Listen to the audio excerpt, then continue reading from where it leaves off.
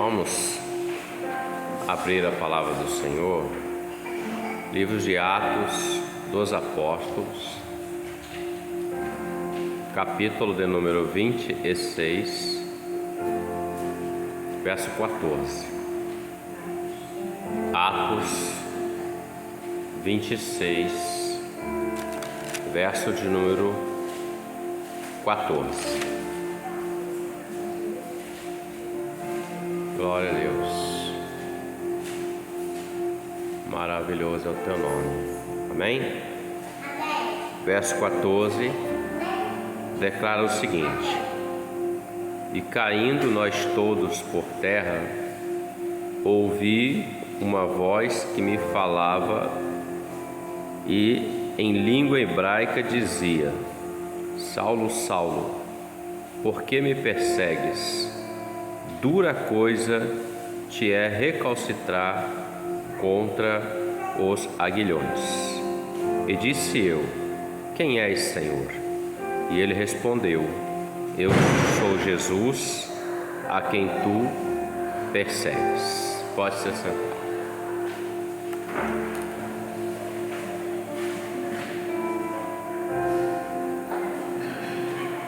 Saulo,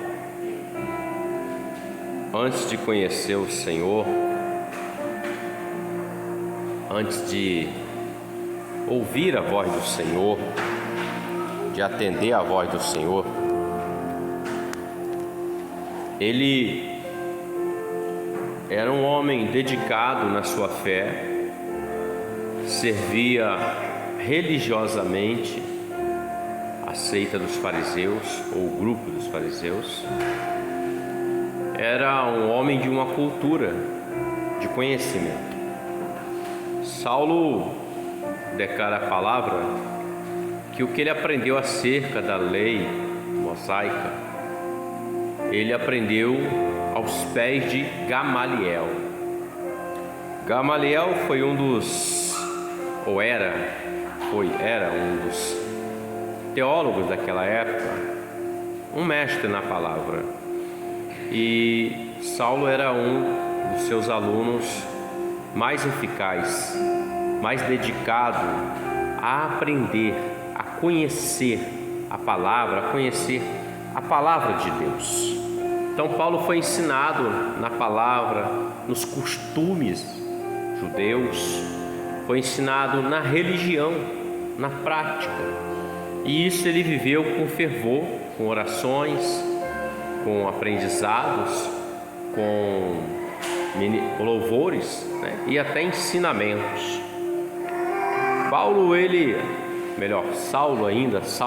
antes de mudar para Paulo, ele ardia no coração dele servir a Deus, servir o Deus de Israel, o Deus que fez uma promessa para Abraão, o Deus que tirou os seus filhos, o seu povo lá do Egito e deu uma terra para eles, a terra de Canaã, na conquista dela através de Josué e os que vieram depois.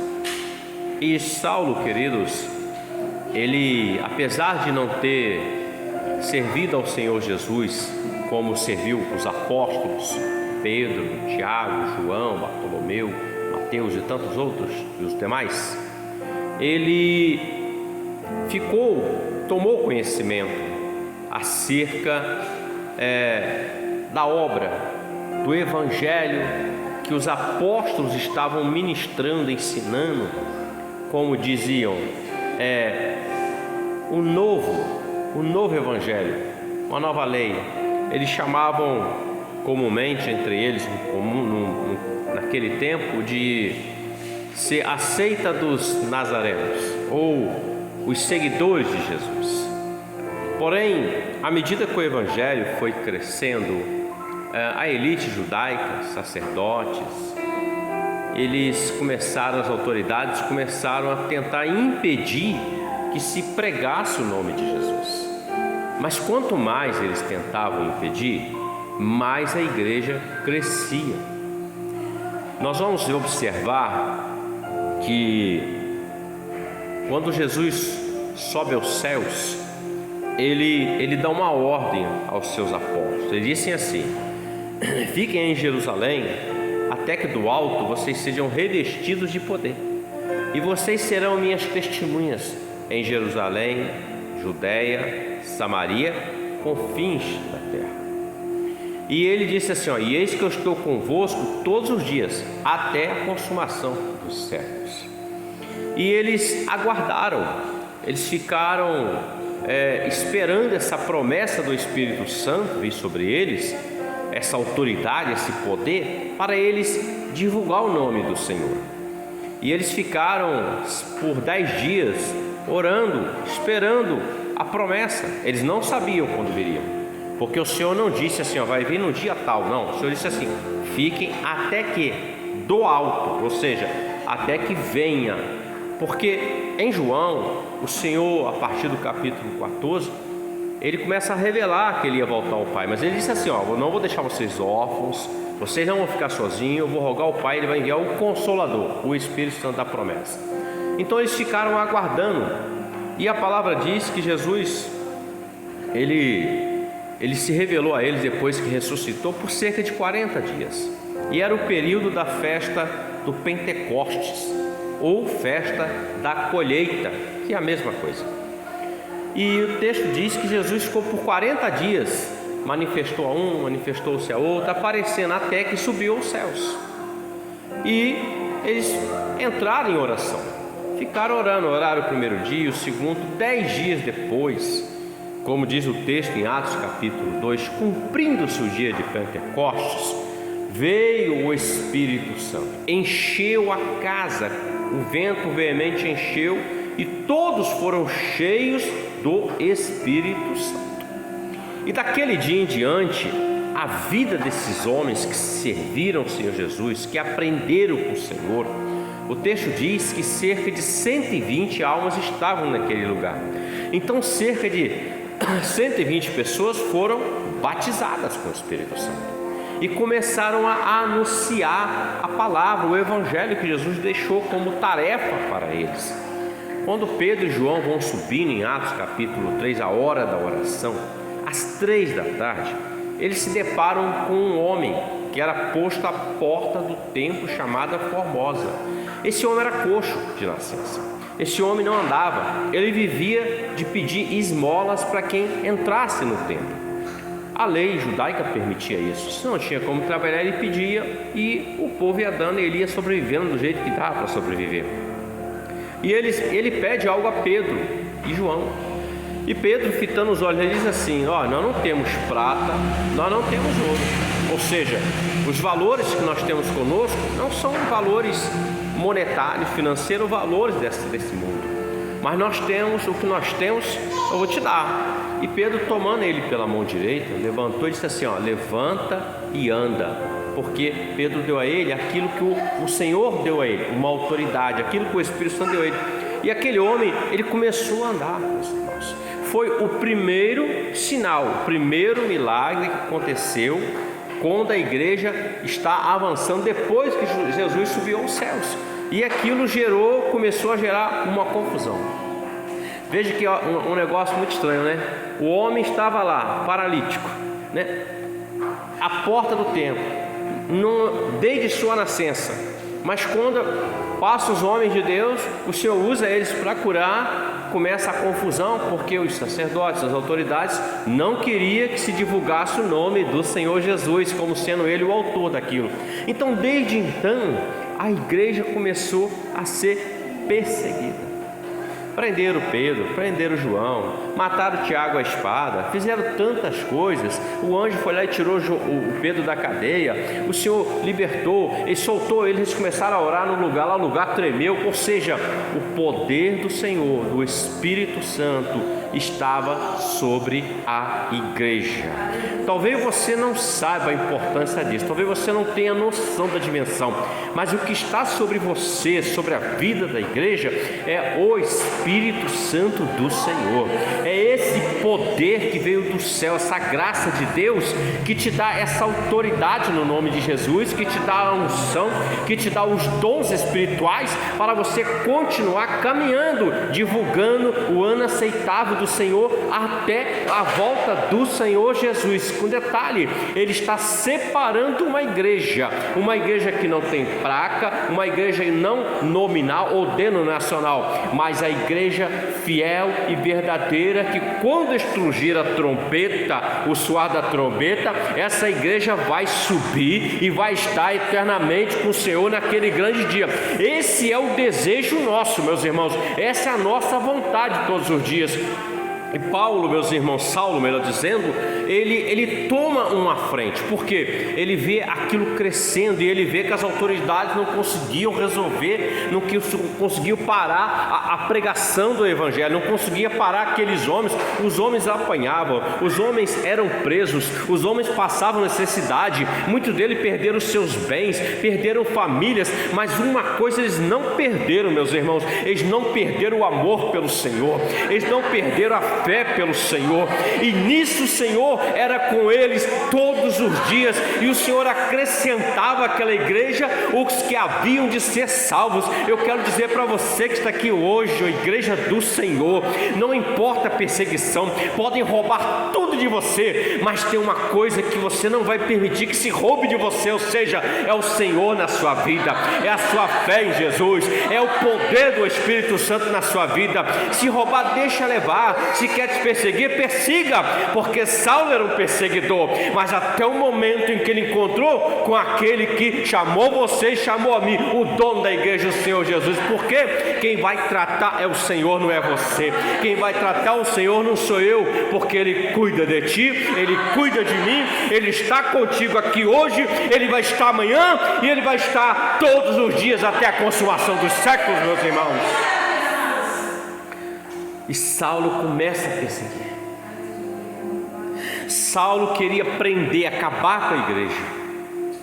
Eu não estou falando de igreja templo, meus irmãos, construção, porque preste bem atenção numa coisa.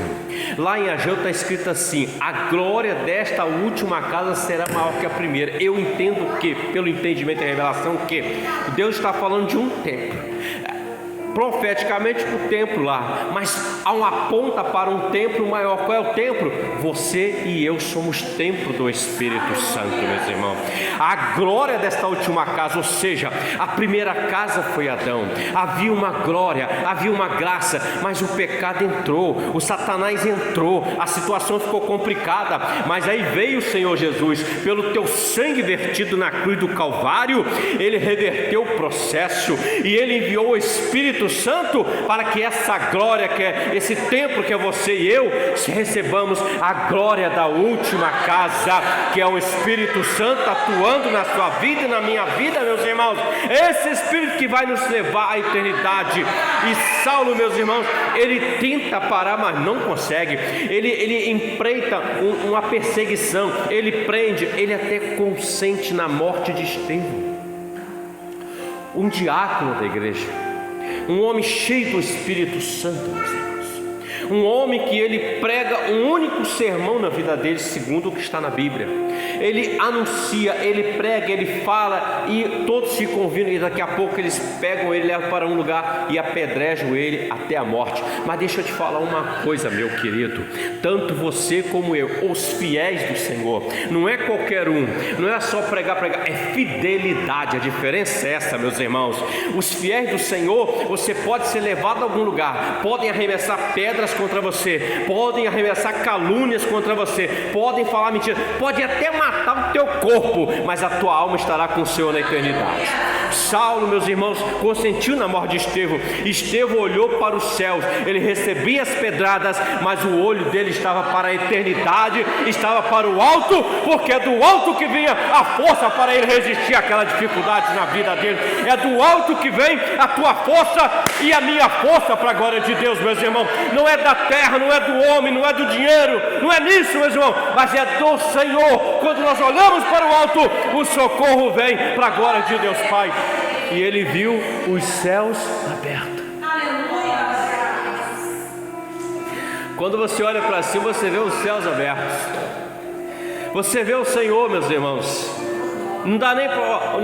Ele não sentiu pedrada, ele não sentiu a perseguição, não, nada disso. Por quê? Porque ele estava olhando para os céus abertos.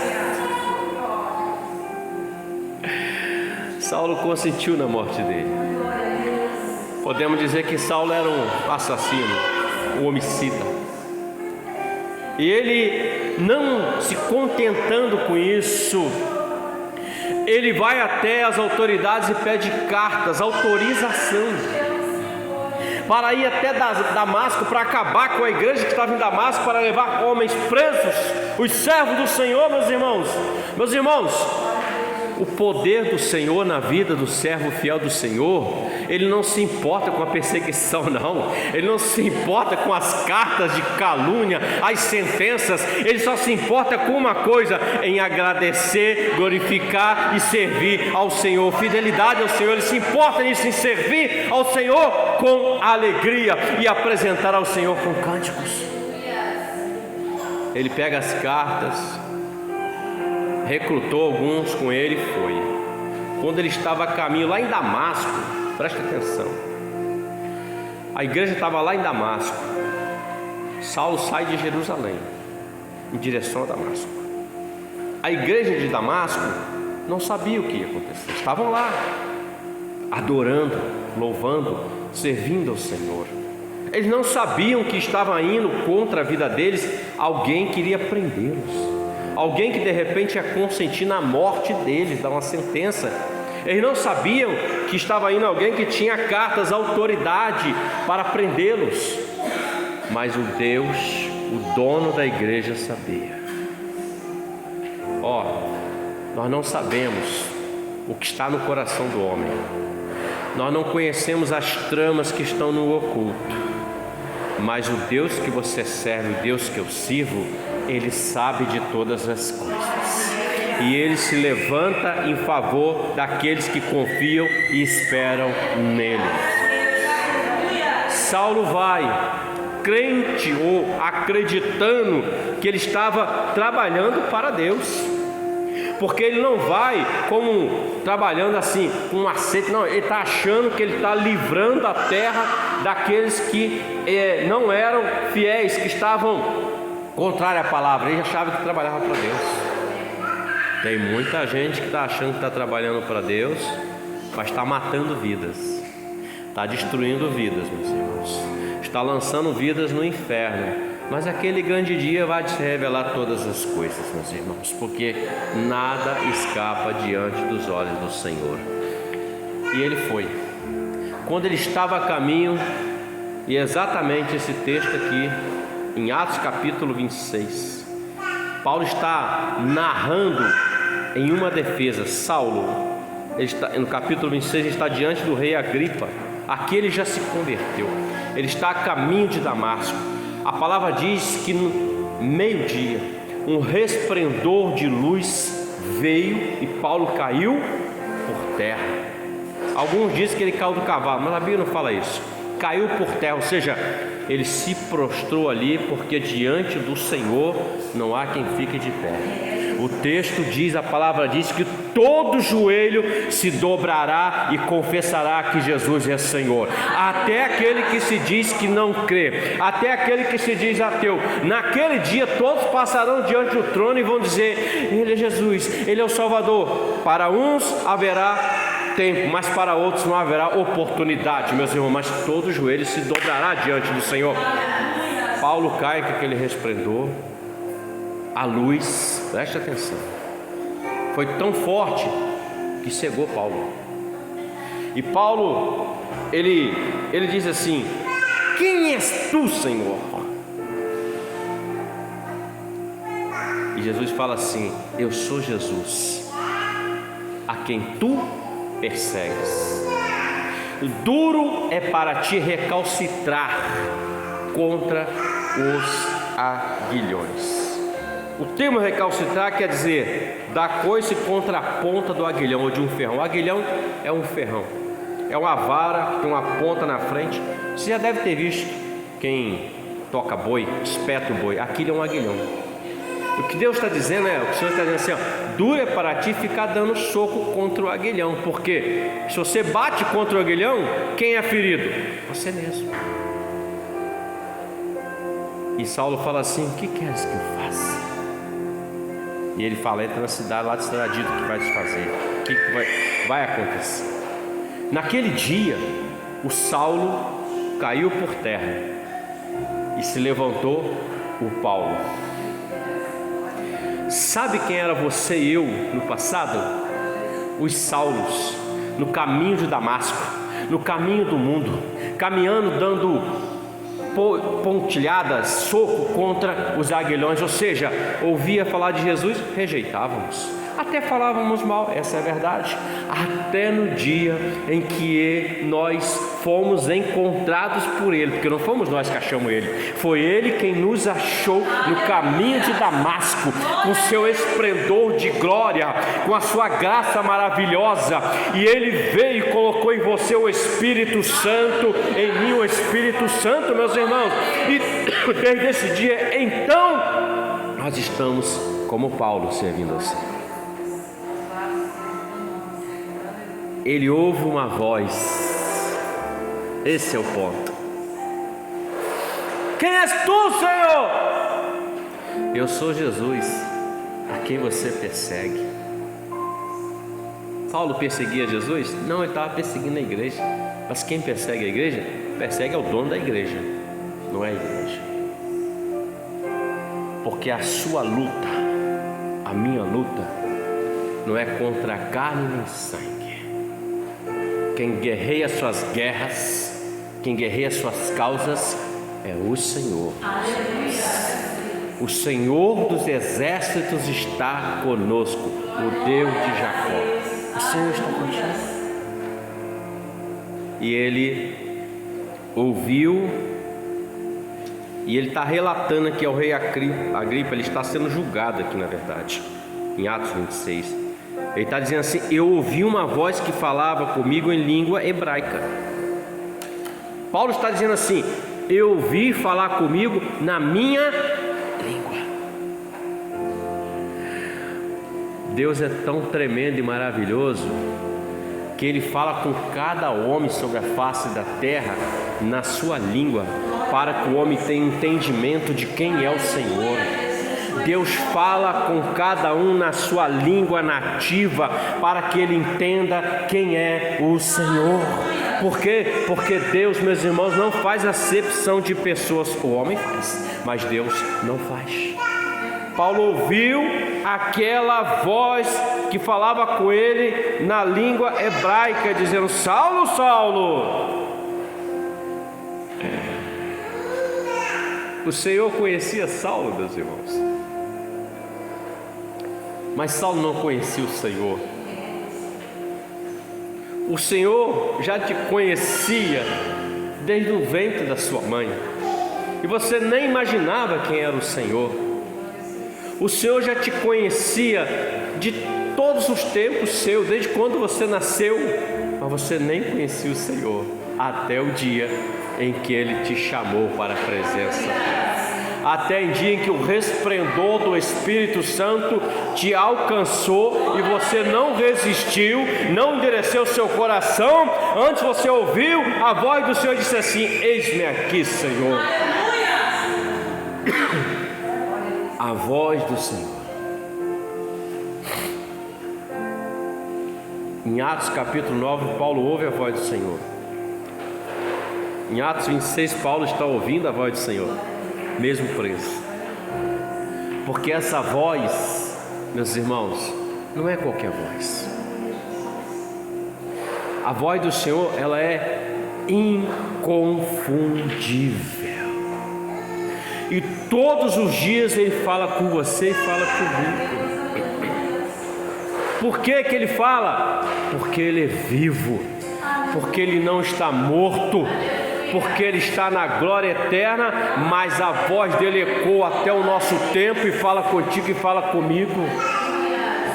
Quantas vezes nós já pensamos até em desistir, em parar, em dar um tempo, em abandonar, mas aí Ele vem e fala contigo assim: esforça-te, tenha bom ânimo, fica firme, eu estou contigo, eu não te abandonei, eu conheço a tua vida, eu sei o que você está passando, eu sei o que está acontecendo no seu lar, eu sei as suas necessidades, eu estou contigo, não desisti de você, eu fui até o Calvário, entreguei a minha vida, eu não desisti lá e não estou desistindo aqui hoje, diz o Senhor sobre a sua vida, igreja.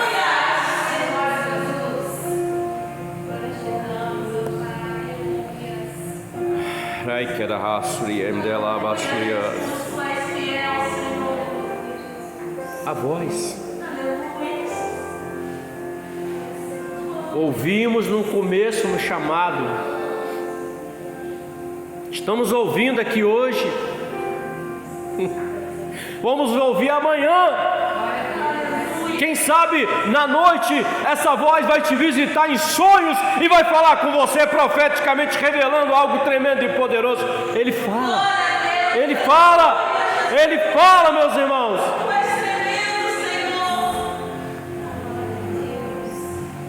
E essa voz, a igreja vai escutar naquele grande dia. Aquele grande dia a igreja vai escutar assim, ó: vinde benditos de meu Pai, possuí por herança aquilo que está preparado desde a fundação dos tempos. Essa voz, ela vai falar naquele dia com a igreja fiel e vai colocar na eternidade com Ele. A voz do amado, a voz do Senhor. Existem trilhões de vozes nesse mundo, meus irmãos, trilhões, mas só tem uma voz que te livra da morte. Só tem uma voz que te conduz de calar, só tem uma voz que te leva a um lugar